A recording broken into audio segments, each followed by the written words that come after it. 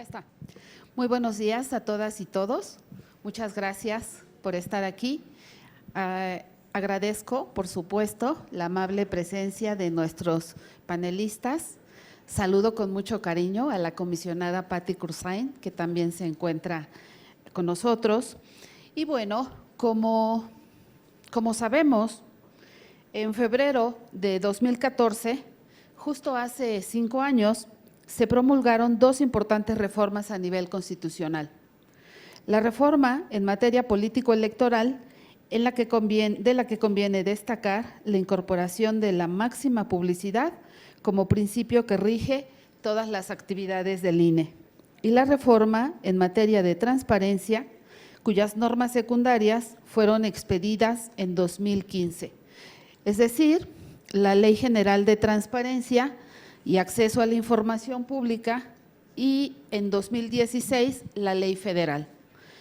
Sin embargo, el camino hacia garantizar el ejercicio pleno del derecho a la información en México, así como la concepción y el desarrollo de una política de Estado en materia de transparencia, no es un proceso concluido, pues surgen dilemas sobre los límites de la transparencia gubernamental y los alcances del derecho de acceso a la información.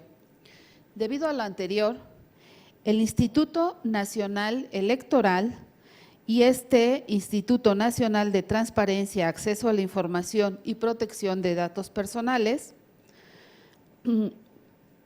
la protección de un derecho fundamental como el acceso a la información relacionado íntimamente con la democracia y el ejercicio de las libertades políticas, es una labor que no solo puede quedar en el ámbito jurisdiccional o administrativo, sino que requiere la atención y cuidado permanente por parte de los actores políticos y la sociedad mexicana en conjunto. Bueno, me es muy grato iniciar con esta primera mesa. El objetivo precisamente de este foro es conformar un espacio para la reflexión colectiva sobre la relación entre democracia, transparencia y derecho de acceso a la información en el México actual, en conmemoración de los 5 años de la referida reforma constitucional. Me es muy grato darle la bienvenida al doctor Sergio López Ayllón, darle la bienvenida a la doctora Lourdes Morales y también a la doctora Isa Luna Pla. Muchas gracias por hacernos favor de estar aquí. Bien, si me permiten, yo les platico que el esquema sería que cada uno de los participantes en 10 minutos, con algunas preguntas detonantes que les haré, pudiéramos conversar acerca de este tema. ¿Cuáles serían estas preguntas? Les pido de favor que en esos 10 minutos nos hicieran algún comentario. Sería, ¿qué papel han jugado la transparencia y el derecho de acceso a la información en la democracia en México?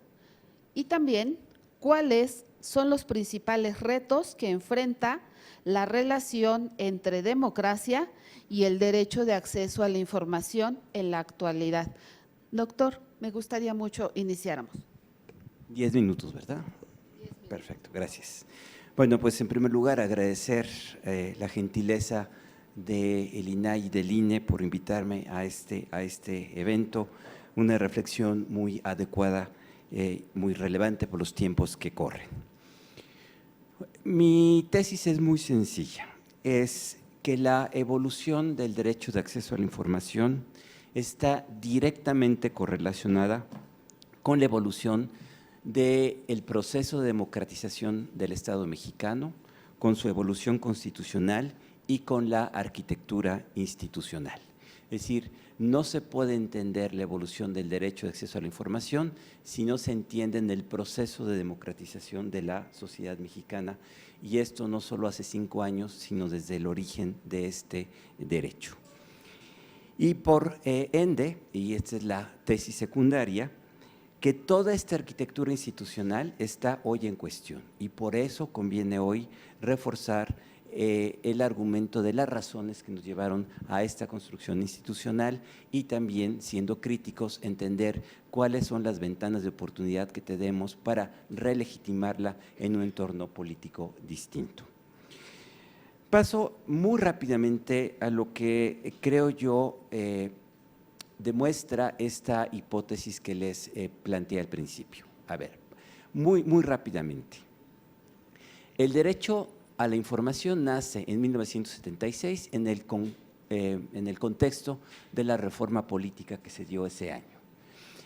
Este derecho se entendió sobre todo como un derecho de acceso de los partidos políticos a los medios de comunicación, pero desde entonces tenía una vertiente democratizadora que, aunque no se entendió claramente en ese momento, fue muy evidente con los años posteriores.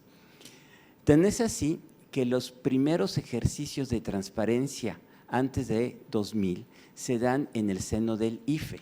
Es en el IFE donde la idea, incluso ustedes recuerden, el icono del IFE es una urna transparente, ¿sí? Y es en el IFE donde las primeras regulaciones de transparencia se dan antes incluso del 2000, año 2000, otra vez un hito de carácter político que marca la transición política, que permite finalmente la reglamentación a través de un conjunto de leyes del derecho de acceso a la información, ya no entendido como un derecho de los partidos políticos, sino cabalmente entendido como un derecho de las personas vinculado al ejercicio democrático. Después tuvimos la reforma constitucional de 2008, que responde también a esta visión que iba ampliando el ejercicio de los derechos fundamentales en el país y que alcanza su punto culminante con la reforma de 2011, que les da un nuevo estatus constitucional a los derechos. No voy a abundar en este asunto, ha sido muy debatido, del nuevo paradigma de derechos fundamentales y que marca un antes y un después. Pues bien, el derecho de acceso a la información en esa línea desde 2008 iba ya tomando esa vertiente junto con el derecho de protección de datos personales. También en este periodo que va de 94 a 2012, 2013, encontramos una actividad muy importante del Tribunal Constitucional interpretando y precisando el alcance de los derechos de acceso a la información, de los derechos de protección de datos personales, pero reforzando esta idea que existe desde el inicio de la interpretación del derecho a la información allá en los años, finales de los años 70, principios de los 80, que siempre vinculó el derecho de acceso a la información al ejercicio del voto y al ejercicio de los derechos políticos y, digamos, de la participación política de los ciudadanos. Finalmente, ya digamos, entre 2013 y 2014, se da la última evolución de esta etapa que, si bien inició con la creación de organismos constitucionales autónomos, uno de los primeros, el IFE, en 96, estos organismos constitucionales autónomos tienen dos grandes periodos de creación.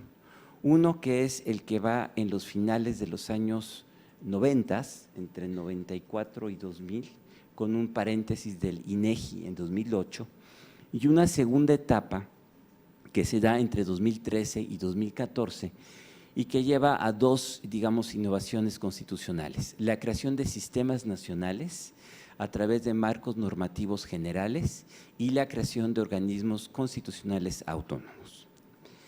Quisiera detenerme un poquito en el tema de los organismos constitucionales autónomos.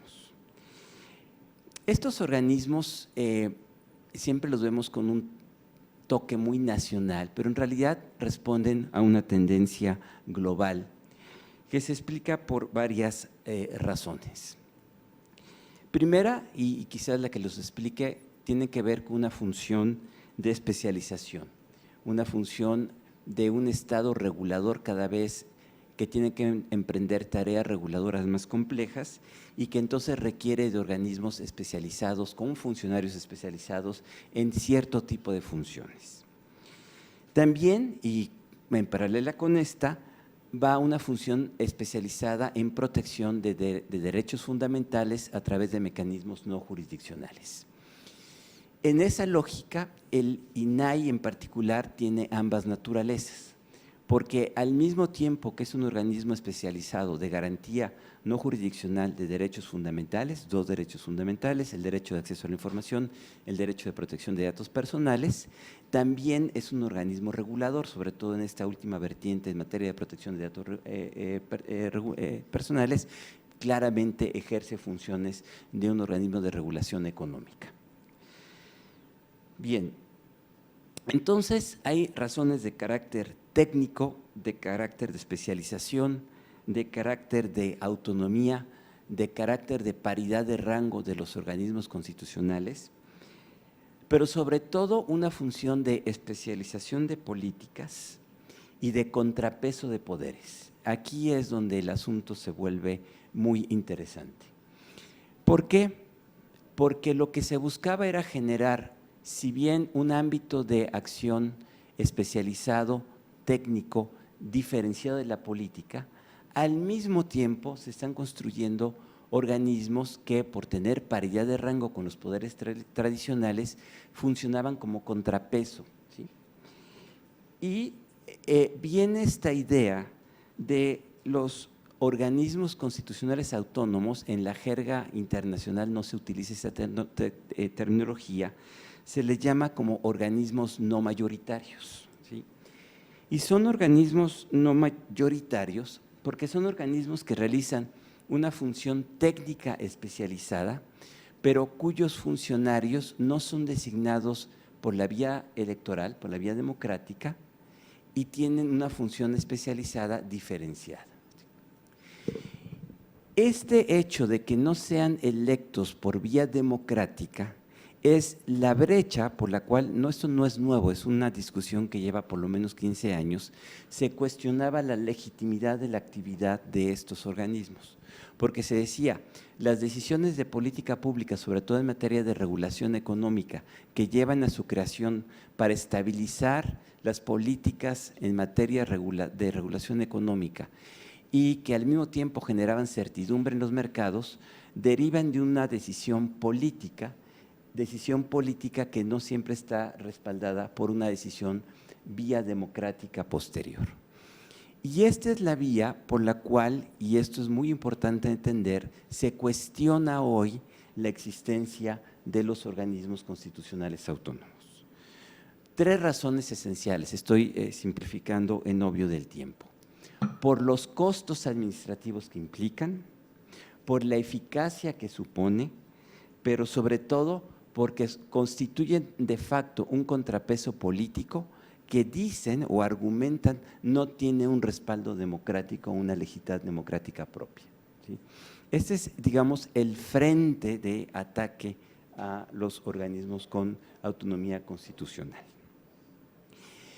Bien, concluyo que esto nos obliga a avanzar una discusión, por lo menos en tres dimensiones. Primero, en reconocer que en efecto la autonomía constitucional, cuando se ejerce sin contrapeso, puede constituir o puede llevar a ciertos excesos de carácter burocrático y que por lo tanto habría que ser muy críticos nosotros mismos del ejercicio presupuestal de recursos y de la arquitectura, déjenme llamarlo así, burocrática, de las autonomías constitucionales, ¿sí? Para llevarlas a una discusión mucho más amplia de cuál es el punto de equilibrio. Pero segundo, y me parece que este es mucho más importante, a crear valor que legitime socialmente a las instituciones. Y aquí voy a dar un ejemplo, voy a contrastar. El INE logra, a través de un mecanismo de carácter procedimental, darle una utilidad muy importante a la función democratizadora. ¿Y saben qué es esto? La credencial de elector.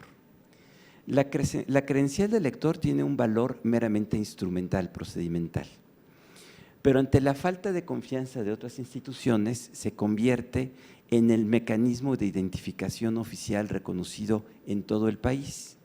Y por esta vía, ¿sí?, por esta vía instrumental, las personas encuentran utilidad en obtener su credencial de lector y por esa vía se, ¿cómo decirlo?, transitan fácilmente a entender las elecciones como un proceso de participación. O sea, la credencial del lector se vuelve en un símbolo, se vuelve en un mecanismo instrumental, pero se vuelve también en un valor democrático porque permite el ejercicio del derecho y la obtienes no solo para votar, la obtienes para muchas otras cuestiones, ¿sí? Esto no creo que haya sido intencional, pero lo estoy reflexionando ex post, permite.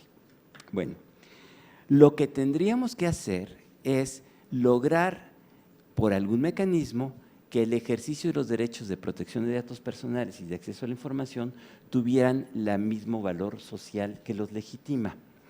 Porque ¿qué encontramos?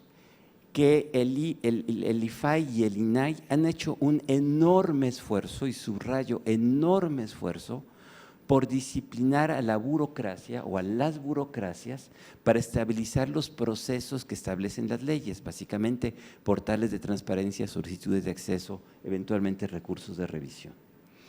Pero lo han hecho, déjenme decirlo así, y aquí no va una crítica, va una situación que es de hecho, en la lógica propia burocrática de las instituciones.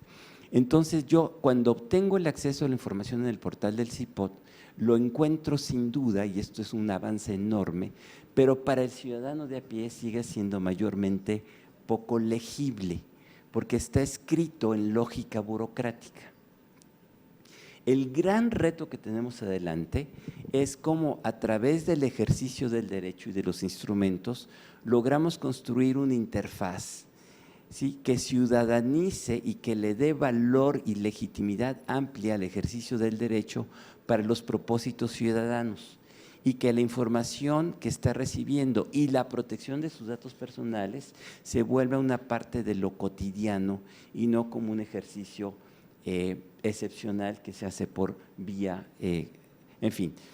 Me parece que este es el gran reto que tenemos adelante y en el cual quiero reiterar, no es solo una labor del INAI o de los institutos locales, sino las organizaciones de sociedad civil y las instituciones académicas tenemos una corresponsabilidad para imbuir de este valor democrático el ejercicio cotidiano del derecho y con ello darle una nueva legitimidad a un aparato que está siendo cuestionado por las razones que expliqué previamente.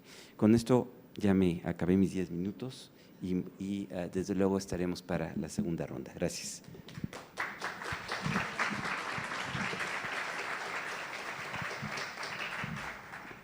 Doctor, muchas gracias. Al final, si nos quedan unos minutos, a mí me gustaría hacer algunas reflexiones, pero creo que prefiero también no quitarle tiempo a la doctora Lourdes Morales, quien nos hace favor de hacer su intervención.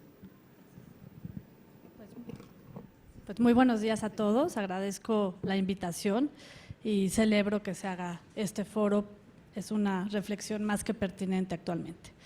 Bueno, efectivamente, hablar de transparencia, acceso a la información y democracia hasta parecería algo tautológico. La información de calidad no podría existir sin una democracia y viceversa. Son dos cuestiones que están imbricadas entre sí. Sin embargo, creo que vale la pena hacer un recorrido rápido, ya no por la parte normativa, que ya la abordó muy bien el doctor López Ayllón, sino quizás por la parte social de cómo fue que llegamos a tener dos instituciones que garantizan derechos fundamentales. Si ustedes se fijan, hasta antes del año 2000, solo cerca de 32 países habían reconocido el derecho de acceso a la información en sus marcos normativos y constitucionales. Y después del año 2000, pues tenemos 90 países que lo reconocen en su constitución y 118 que han adoptado leyes específicas. Creo que esto no es casualidad y sin duda corresponde tanto a la conformación de los gobiernos de estos países que han visto la necesidad de reconocer el derecho fundamental de acceder a la información, como la pluralidad y la exigencia de organizaciones que requieren de este derecho pivote para potenciar otros derechos. Entonces, si vemos a la democracia, sin duda tenemos la dimensión electoral, en donde pues el cambio de poder se ha logrado hacer por vías pacíficas, con la existencia de normas previamente acordadas y relativamente aceptadas por todos los contendientes. Y hay otra dimensión más cotidiana, diría yo, una del lado del gobierno, en donde sin duda la rendición de cuentas requiere de acceder a información de calidad y en donde podemos conocer cómo se ejercen y para qué se ejercen los recursos públicos y generando pues responsabilidad por parte de quienes ejercen estos recursos. Y del lado de la sociedad, pues sin duda el derecho de acceso a la información ha propiciado que exista una pluralidad de voces que se organizan, que debaten, que dialogan, que tienen acceso a esta información y que exigen resultados de sus gobiernos. Si ustedes analizan cómo ha sido la evolución de la conformación de organizaciones sociales con registro, que es las que podemos ver, existe un brinco muy interesante después de la aprobación de la Ley Federal de Transparencia y Acceso a la Información. El número de organizaciones que se crearon después de la aparición de la ley, que no solo dependió de la Ley de Acceso, sino también de la Ley General de Desarrollo y de otros factores que propiciaron que hubieran nuevas organizaciones sociales, pues sin duda podemos ver este vínculo estrecho entre acceso a la información y democracia. Ahora bien, ¿cómo se llegó al Sistema Nacional de Transparencia? Y supongo que hoy abordarán con detalle esta evolución. Nosotros, desde la Red por la Rendición de Cuentas, que conjunta a una serie de organizaciones sociales, académicas e instituciones públicas, de hecho el INE y el INAI fueron fundadoras de la Red por la Rendición de Cuentas, pues surgió de los diagnósticos que existían de cómo se ejercía el derecho de acceso a la información y qué obstáculos se presentaban. Entonces, de ahí que se hiciera una ley que sin duda ha revelado sus complejidades al momento de implementarse, pero que incluyó a un universo de sujetos obligados, que son todos aquellos que ejercen recursos públicos, que implicó la homologación de criterios para resolver cuestiones de máxima publicidad, que requirió establecer plazos específicos y que, en fin, lo que quería, su misión principal, era que más ciudadanos accedieran de igual forma en todo el país a la información. Si hiciéramos un balance, pues creo que la intención fundamental de la reforma no se ha logrado como se hubiera querido, porque la complejidad burocrática que ya abordó Sergio, por un lado, y digamos la distancia que hay entre el conocimiento de este derecho entre el ciudadano de a pie y los que sí sabemos cómo manejar esta complejidad, pues todavía es muy amplia.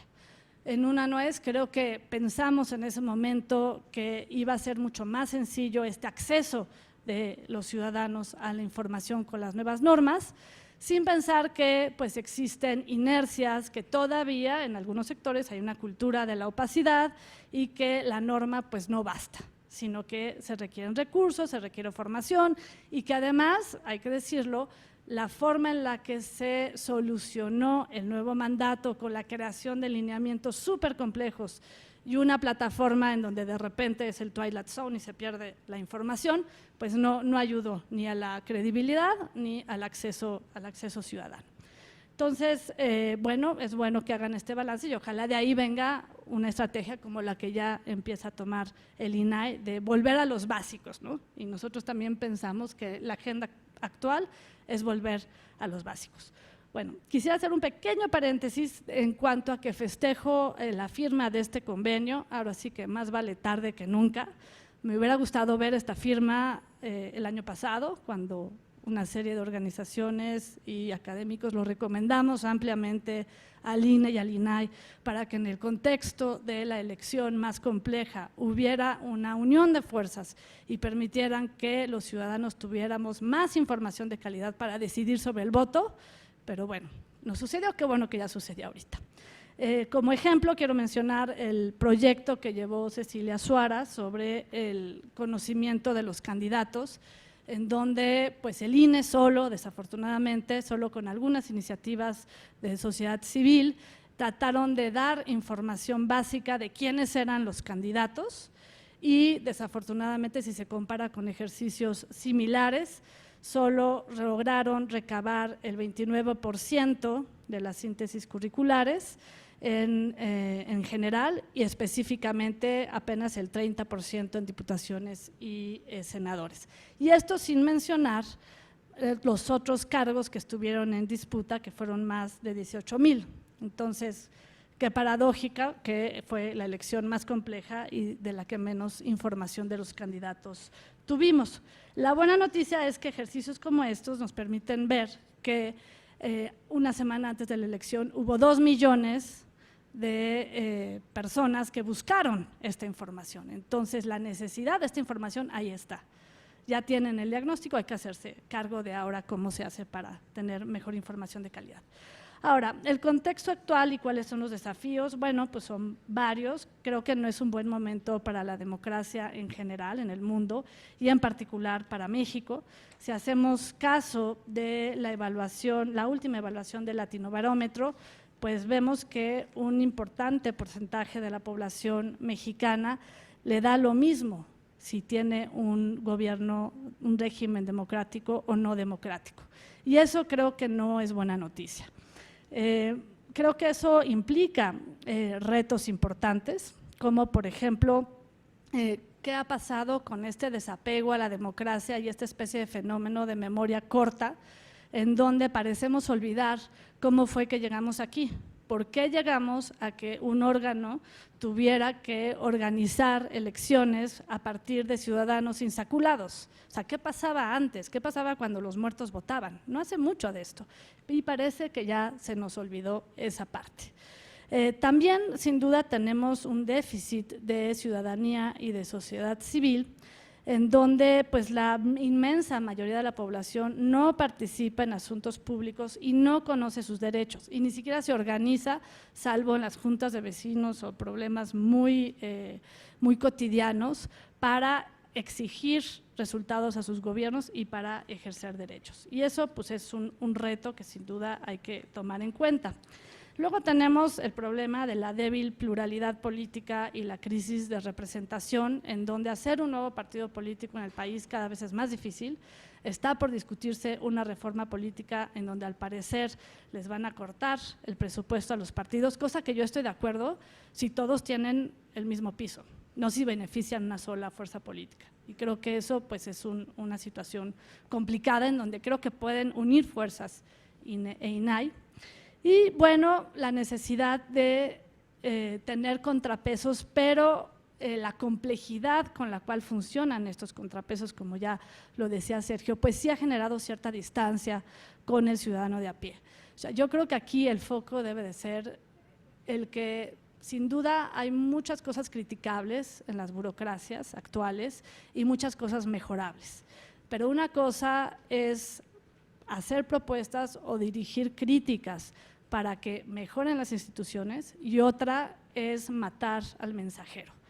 Una cosa es el derecho de acceso a la información y otra son los órganos garantes. Entonces, me parece preocupante que ni en las organizaciones sociales ni en la sociedad en general y solo algunas voces aisladas se preocupen por la posibilidad de que detrás de las críticas a los órganos garantes está la posibilidad de eliminarlos y por lo tanto la posibilidad de que no podamos tener el ejercicio de un derecho que costó tanto tiempo y tanta sangre construir. Entonces, sin duda, en esta nueva dinámica, y yo me sumo a esa nueva dinámica de regresar a los básicos, pensamos que al inicio de esta administración estaríamos discutiendo temas de implementación, temas de mejora, mayor rendición de cuentas, y pensamos que ciertos derechos ya estaban dados por sentado y aceptados por todos. Y no es cierto. Dentro de esta regresada a los básicos, creo que tenemos que volver a cómo hacemos que las instituciones garantes de derechos fundamentales, que son insignias de la democracia, como es el INE y el INAI, se acercan otra vez a la ciudadanía y la ciudadanía los hace suyos, para que empiecen a cambiar estrategias y empiecen a dar otro tipo de resultados. Ojalá en los debates públicos no esté solamente el que corten presupuestos, el que bajen salarios, porque eso no va a ser la diferencia entre ejercer un derecho y no ejercerlo. Entonces, yo me sumo a esta campaña de volver a los básicos y ojalá en este nuevo convenio puedan salir más áreas de oportunidad, agregando también la complejidad del federalismo, que eso no lo mencionamos. O sea, ¿qué va a pasar con los órganos de los estados y con los soples? Que posiblemente los quieran desaparecer. Hay que tener una reflexión también al respecto, porque en los estados el ejercicio de estos derechos todavía es más precario de lo que tenemos a nivel federal. Muchas gracias.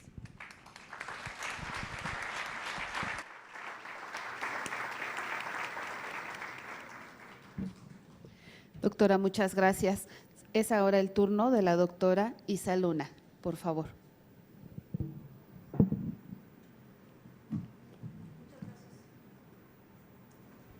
Muchas gracias a los presidentes del INAI y el INE por la invitación y a Ceci Azuara por la gestión tan efectiva de este evento y su siempre gentil invitación. Gracias, Ceci. Bueno, a mí me parece también importante contestar la pregunta que nos formula la comisionada Josefina desde el punto de vista sobre cómo el derecho hace a los países, este derecho de acceso a la información hace a los países más democráticos, porque como decía el doctor Sergio López Ayón, empezamos por ahí la discusión de cómo introducir el acceso a la información en México en este siglo, a principios de este siglo básicamente. Y yo quisiera recordar también desde luego la coyuntura en la cual se dio este derecho, que fue una alternancia política, que fue una nueva organización entre los poderes ejecutivo y los congresos, en donde no existía una mayoría de gobierno y realmente hubo un verdadero control de pesos.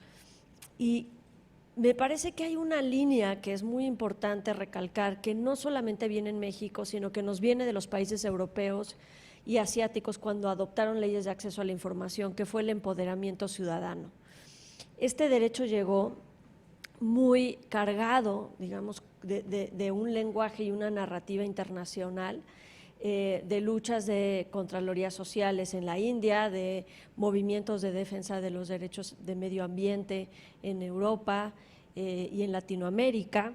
Y cuando nosotros discutimos la necesidad de adoptar este derecho, se pensó también en un gran contexto instrumental de otros derechos, por supuesto, pero de un empoderamiento ciudadano, de cambiar las reglas del poder, en donde ya no solamente nuestros gobiernos presidencialistas y en el caso anterior los gobiernos totalitarios pues habían abarcado la información, habían dominado este bien público que son los archivos, y cómo tendríamos que darle la vuelta en esta nueva era de la transformación y de la alternancia política y de lo que Lawrence Whitehead y Guillermo O'Donnell llamaron la transición democrática, ¿no? Y se nos ocurrió este derecho. O sea, es que no llegamos nosotros solos así, llegaron también los búlgaros, llegaron también en Hungría, llegaron también en Macedonia, llegaron en muchos otros países en donde la transformación, la alternancia política se consolidó gracias a la aprobación de leyes de acceso a la información y al cambio de la lógica de los archivos y del acceso. Pero bien, como esto es así, es un discurso, es una lucha política, es una lucha social, desde luego, pues también tiene sus ambivalencias, ¿no? Una parte muy positiva fue que estableció muchos estándares éticos, nuestras leyes de acceso a la información desde un principio. Los partidos políticos no tenían en la mira este tipo de reglas, no tenían una otra exigencia de estándar de integridad si no hubiera sido por estas leyes de acceso a la información que se les impuso de una forma social, ¿no? No quiero decir que el INE no les haya puesto normas de integridad, pero desde luego que la vieron mucho más de frente cuando los ciudadanos les preguntaron les hicieron las solicitudes de información y tuvieron que contestar pues, cuántos inmuebles tenían, quiénes eran sus padrones de afiliados y por qué había muertos y niños ahí, ¿no? Y por qué no estaban organizados. En fin, creo que esto tuvo un estándar muy importante de integridad frente a estas instituciones políticas que no estaban acostumbradas a rendirle cuentas a nadie, porque ya en su propia conformación están los contrapesos, o por lo menos así los diseñadores del Instituto Nacional Electoral y los partidos políticos lo pensaban así, ¿no? Ahí ya está el pueblo, ahí ya van a estar los partidos, ahí ya están las fuerzas políticas, ya nadie más les puede preguntar nada. Y esto cambió la lógica. Como valor de ética y como regla de apertura, el derecho de acceso a la información vino también a democratizar estas instituciones y hacerlas un poco más abiertas, un poco mejor reguladas y desde luego a que sus archivos estuvieran mejor organizados, ¿no? Ahí si no, pregúntenle al INE de cómo le costaron en los primeros años organizar esos archivos. Aquí está Ivette, aquí está Ceci, y que saben perfectamente la lucha que se hizo. Pero desde luego, como es como derecho y como narrativa, la transparencia es ambivalente y no necesariamente tiene resultados siempre positivos. Puede tener resultados positivos, puede tener resultados nulos o puede tener resultados negativos. Y creo que así este foro es ideal para hacer un pequeño balance y pensar, pues, cuántos resultados más positivos que negativos hemos tenido en relación al derecho de acceso a la información y estas instituciones democráticas. A mí me parece que Sergio tiene, por supuesto, toda la razón en pensar, pues, tenemos que regresar al valor original, que es la utilidad social. Te acordarás, Sergio, que en el 2005 se hizo una encuesta a funcionarios públicos federales desde aquí, desde el INAI, y se les preguntó eso, qué valores, qué atributos democráticos le veían al derecho de acceso a la información. Y ya para el 2005, teniendo 4 años de implementación de la legislación federal, los funcionarios públicos contestaron bastante bajo. Dijeron, pues no cumple la promesa democratizadora, no cumple la promesa modernizadora, nos están solicitando acceso a la información una bola de empresarios que quieren competir en las licitaciones y realmente nosotros estamos trabajando cada vez más. Y si en algo funciona, decían en el 2005 funcionarios federales, es en mejorar nuestros archivos. Por lo menos tenemos mejores archivos. No nos ayuda a combatir la corrupción tampoco, aunque puede dificultarlos el camino a quienes la quieran elaborar. Yo creo que aquí, aunado con esta simplemente estos datos subjetivos, pues tenemos los datos que ya se han puesto aquí tanto por Lulú como por Sergio, que son, pues, la gran burocratización de los procedimientos y la complejidad para acceder a la información. Y me parece que el gran reto va a tener que ser, en este caso, buscarle cuáles van a ser esos resultados positivos al acceso a la información en democracia. Que le regresen, como dice Sergio, el valor social. Yo solo pongo un par de complejidades que yo advierto. En cuanto a la credibilidad, pues también mientras más acceso a la información tenemos, mientras más publicidad tenemos de escándalos, de desfalcos, de mal uso de recursos, la credibilidad y la opinión pública bajan, porque es una regla, digamos, proporcional, empírica, lógica, ¿no? O sea, mientras más conocemos de corrupción, pues más pensamos que el gobierno es corrupto. Y eso es así y se refleja en los índices de percepción de corrupción cada año, por más que tengamos nuevas reformas, por más que metamos más principios, por más que pongamos leyes más estrictas y por más que burocraticemos el derecho. Entonces ahí tenemos un gran reto de cómo comunicar, cómo controlar estos resultados de la transparencia y del acceso a la información, cómo mejorar que sean resultados que puedan llevar a una consecuencia efectiva. Y en ese caso considero que no podemos dejar de lado que hoy en día el gran problema de la impunidad está vinculado totalmente con el resultado positivo de la transparencia que se pueda tener. Si queremos tener alguna expectativa de que puede que la transparencia nos pueda servir para alguno de estos, para beneficiar alguna de estas valores, credibilidad, en fin, pues tiene que pasar por una discusión inmediata sobre la impunidad y sobre las sanciones, ¿no? Porque es básicamente en el nivel en donde la transparencia se detiene y ya no tiene más posibilidades de tener efectos en lo subsecuente. Y finalmente decir, desde luego que esta va a ser, desde mi punto de vista, la mayor etapa, ¿no? Una etapa que inicia a partir de ahora, en donde si no tenemos un fortalecido derecho de acceso a la información, una institución como el INAI fortalecida y agrupada con el INE, por supuesto, y con otras instituciones similares como por ejemplo la CNDH, en fin, lo que va, y por supuesto el Coneval y bueno, la COFESE, todas estas instituciones lo que vamos a tener es una cerrazón de información. O sea, la tendencia que va a existir por la forma en la que se está comportando el gobierno, por las inercias que están llevando a argumentar que no los necesitamos a estos órganos garantes, es que pues, sí funciona lo que tenemos, y como sí funciona lo que tenemos, pues a ustedes no les interesa conocer los datos, solo confíen en que les estamos diciendo que sí funciona.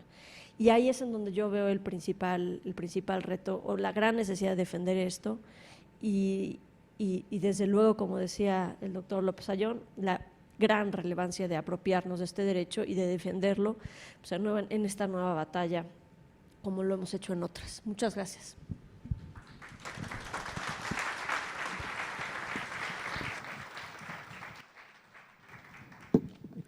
Muchas gracias, doctora Isa Luna.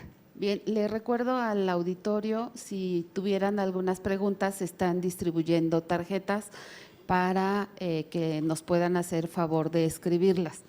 Bien, mientras tanto, a mí me gustaría recapitular en algunos temas que ya nuestros panelistas nos han hecho favor de destacar. Quisiera insistir en el tema que magistralmente tocó el doctor Sergio López Ayllón en cuanto a las características de los órganos autónomos. Además de toda la doctrina que hay sobre el particular, me parece muy importante hacer énfasis en crear valor que legitime socialmente.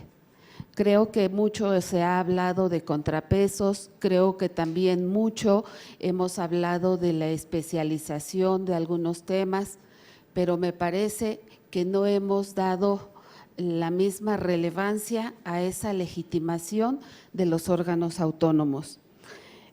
También algo que me llama la atención y nuestros tres panelistas coincidieron, cada uno desde su perspectiva, en facilitar el derecho de acceso a la información. Tenemos no solo lineamientos complejos, tenemos muchos lineamientos para todo. Hemos hecho lineamientos, así como llegó algún momento en México que creíamos que íbamos a resolver todos nuestros graves problemas a través de sistemas, empezamos a crear junto con los sistemas, Sistema Nacional de Información, Sistema Nacional de Transparencia, será el Sistema Nacional de Archivos, tenemos un Sistema Nacional de Fiscalización, tenemos un Sistema Nacional Anticorrupción y junto con los sistemas hemos creado muchos lineamientos. En el Sistema Nacional de Transparencia hay lineamientos específicos prácticamente para todos los temas. Entonces, tenemos que ser muy cuidadosos en que los lineamientos no son solo para INAI o para sujetos obligados de transparencia. Todos los lineamientos que creamos inciden directamente en el ejercicio del derecho de acceso a la información y entonces complicamos al ciudadano que de manera fácil y sencilla pueda acceder al ejercicio de este derecho. Entonces creo que nos tendremos que llevar de tarea, por supuesto, este tema, porque al final de cuentas trabajamos en este instituto para que el derecho de acceso a la información sea efectivo. El INE en su papel, por supuesto que también durante años ha venido estando muy cercano a la ciudadanía. Entonces, creo que esos temas son de los más valiosos. Bien, pregunto si hay algunas, si me hicieran favor de pasarlas, por favor. Muy bien, también quisiera destacar, Lulú, gracias por acordarte y por mencionar el tema local, órganos garantes de entidades federativas y OPLES. Gracias. Generalmente mencionamos los órganos nacionales porque la labor que hacemos, por supuesto que es titánica, pero debemos tener presentes a los órganos garantes locales en materia de transparencia y a los OPLES. No todos tienen la misma capacidad, gracias, la misma capacidad humana, financiera, de recursos para llevar a cabo las funciones que a cada uno toca en el ámbito de su respectiva competencia. Entonces, creo que también habrá que voltearlos a mirar y también habrá que hacer diagnósticos y también tendremos que identificar ventanas de oportunidad y también tendremos que identificar responsabilidades de lo que a cada uno toca.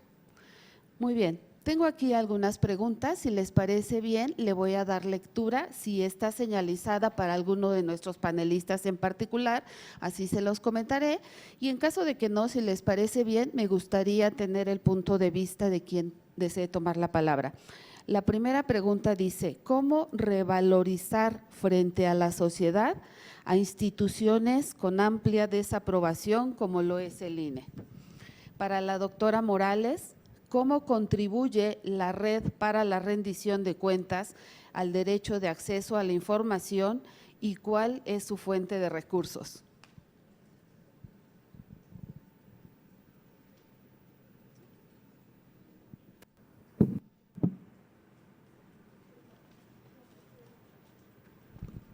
Bueno,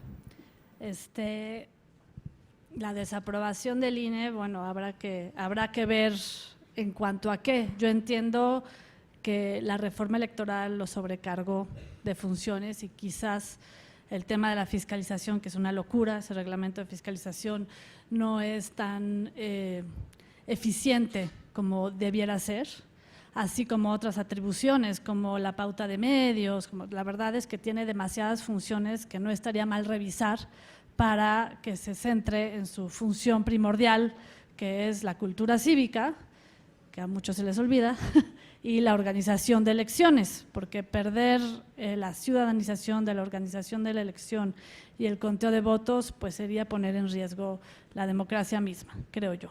Entonces, recordando cómo es que llegamos a un órgano electoral y sin duda ya tomarán medidas de urgencia, porque es cierto que muchos órganos constitucionales autónomos reaccionan como si no hubiera pasado nada. Y sí ha pasado algo. Hay un cambio de régimen político que se puede discutir, de que hablamos cuando hablamos de cambio de régimen, y eso pues necesita nuevas prioridades y nuevas medidas. ¿Qué hace la Red por la Rendición de Cuentas por el fortalecimiento del derecho de acceso a la información? Pues varias cosas, hacemos capacitaciones, hacemos socialización, hacemos propuestas de política pública, en fin, para una mayor profundización de lo que hacemos, pueden visitar el sitio, es www.rendiciondecuentas.org.mx, y ahí también tenemos el informe de las fuentes de financiamiento. Actualmente, fuentes cada vez más escasas, hay que decirlo, provienen de la Fundación Hewlett y de la Fundación GIZ alemana, en un proyecto de investigación que estamos haciendo, por ejemplo, de cómo podemos utilizar la información de la fiscalización para exigencia de resultados. Entonces, estamos haciendo una valoración de cómo están las entidades de fiscalización superior de los estados y queremos trabajar con algunos estados, al menos 3, para capacitar grupos ciudadanos y para que sepan para qué sirve la fiscalización y cómo pueden potenciar eso. Y bueno, estos proyectos están albergados en el CIDE, que nos brinda hospitalidad, instalaciones y ayuda administrativa.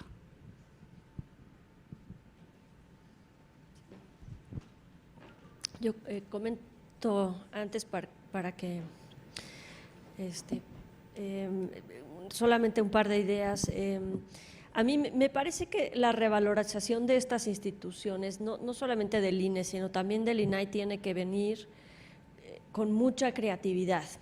Y tenemos que pensar cuál va a ser la ganancia, ¿no? Porque sí la tiene que haber, la ganancia que tiene que sacar, el partido que tiene que sacar el INE y el INAI de esta jugada, vamos a ponerlo solamente así, ¿no? De esta forma de ver las cosas distintas en esta situación actual. Y allí yo creo que pues ya hay bastantes movimientos, hay bastantes molestias sociales, hay bastantes grupos organizándose que pueden que simplemente se deben de articular en torno a estas instituciones y a los intereses de estas instituciones. Los valores y, digamos, los mandatos ya están puestos, ya están dados, y creo que es fundamental orientarlos a estas nuevas necesidades. Por ejemplo, las protestas feministas actualmente pues son protestas que desde luego que van a necesitar ser arropadas por instituciones democráticas que cumplan con las demandas que se están exigiendo en las calles. Lo mismo con un sector privado, lo mismo con aquellos funcionarios y funcionarios públicos a los que sus derechos han sido violentados en este tipo de reducciones. Entonces, a mí me parece que tenemos que ser un poco más creativos y adaptar las funciones y las necesidades a las demandas que ya estamos viendo, a los grandes problemas que tenemos enfrente, las desapariciones forzadas, el fenómeno del crimen, ¿no? Creo que hay un papel muy importante que tienen que jugar estas instituciones en estos problemas actuales, y la corrupción, desde luego, ¿no?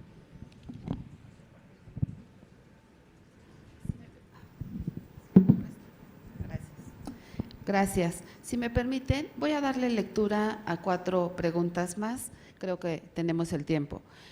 ¿En qué consiste regresar a los básicos que mencionaron? ¿Cuál es la estrategia para desregularizar y poder incrementar el acceso ciudadano sin tantos obstáculos? Otra pregunta dice, ¿qué elementos han contribuido u obstaculizado la calidad de la información pública como base para dotar del derecho mismo de acceso de credibilidad? ¿Sí me hacen favor? Por favor, doctor. Tomo 2 de las preguntas. Yo diría que hoy tenemos una mucho mejor comprensión de la complejidad que supone administrar la información gubernamental. Es una tarea enormemente compleja. Y también tenemos una mejor comprensión de que la lógica con la que se produce información en las organizaciones públicas no siempre es igual o idéntica a la necesidad de información que tiene un ciudadano. Entonces ahí tenemos un divorcio, digamos, una dificultad, porque si ustedes miran, por ejemplo, los portales, ¿no? Hay una enorme cantidad de información, pero procesar esa información o traducirla a una acción pública colectiva es muy difícil, se requiere especialización. Hay varios ejemplos de organizaciones que sí han utilizado las solicitudes de acceso a la información pública para producir resultados, pero son organizaciones que tienen un grado de especialización relativamente alto, es decir, para el ciudadano común sigue siendo muy complejo entender esto.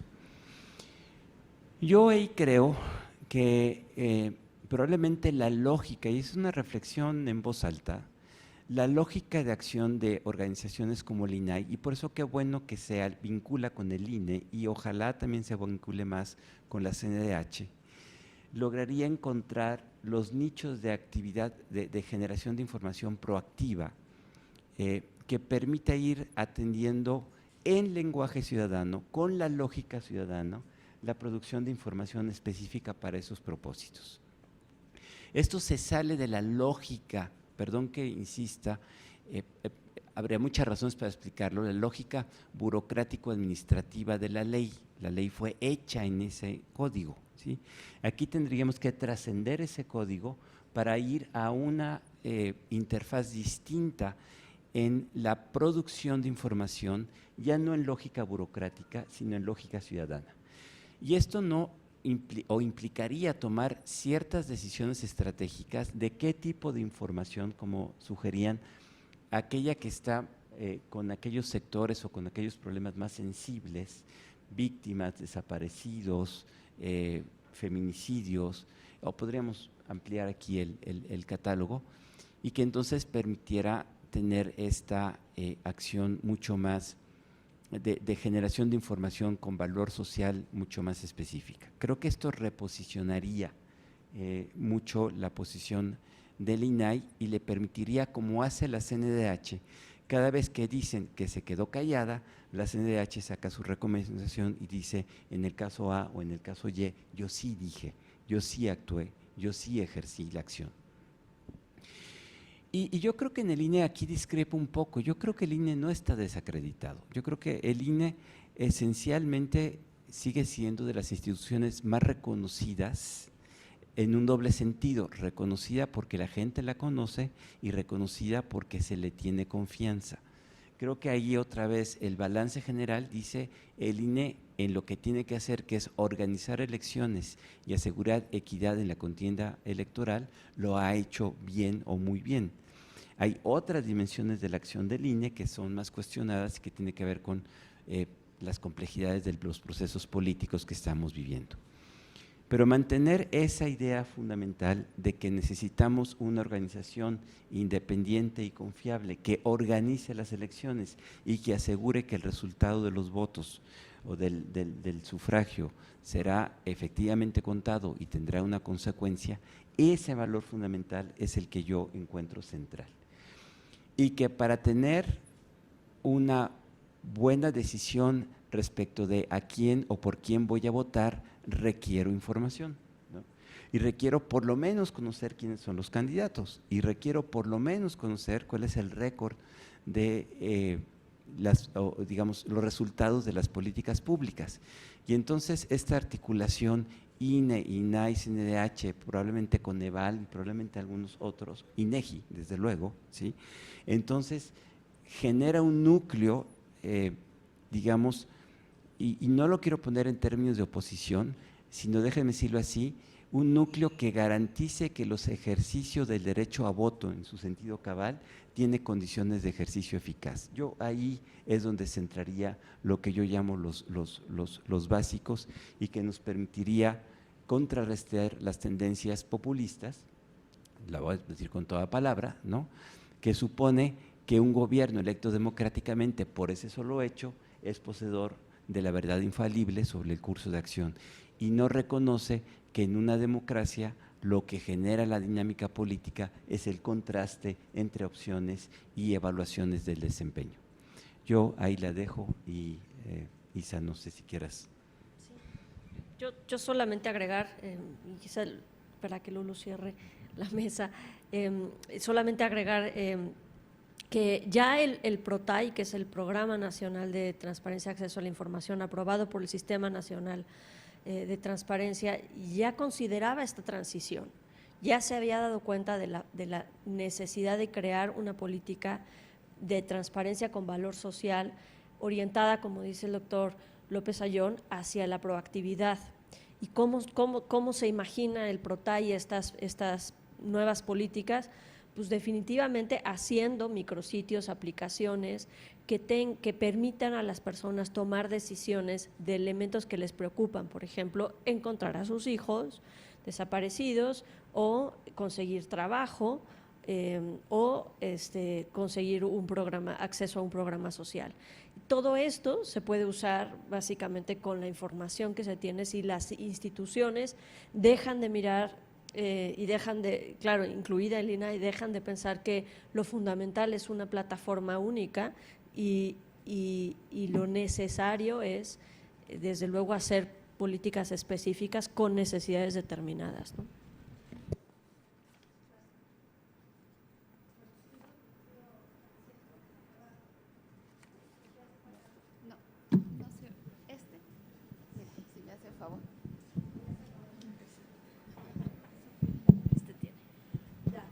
que coincido con lo que acaban de decir mis compañeros de panel. Creo que no se necesitan hacer más diagnósticos. Sabemos que ahorita las prioridades están en 3 áreas.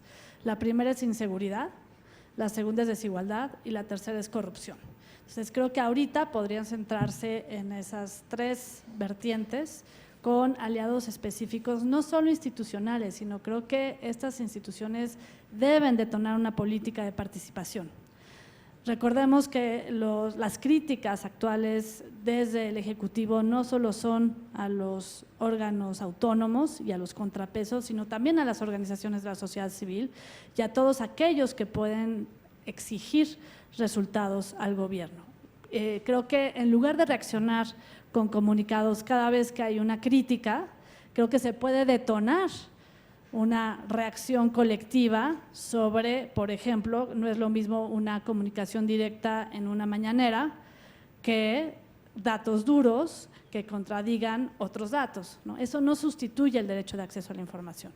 Qué bueno que existe este canal, qué bueno que los periodistas puedan tener acceso directo al Ejecutivo, pero una cosa no sustituye el derecho a saber. Entonces, si se hacen esas 2 estrategias, por un lado, una autocrítica a fondo de medidas de contingencia, yo diría, y una recentralización de la estrategia con otros aliados institucionales, se podría complementar de manera idónea con centros de investigación, con universidades y también con ciudadanos de a pie que quizás no han acabado de entender lo que está en juego cuando se trata de criticar a estas instituciones sin suficientes bases o quizás cuando se quieran eliminar estas instituciones garantes.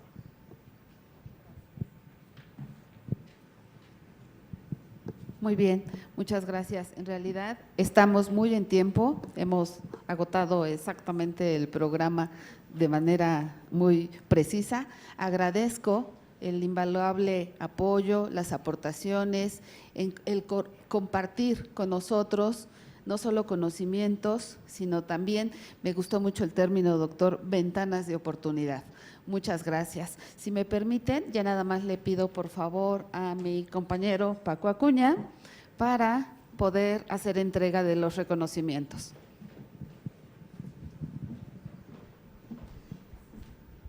Muchísimas gracias. Es el del doctor. Para Sergio López Aguillón, impulsor natural de esta causa. Muchas gracias, Sergio, por seguir aquí.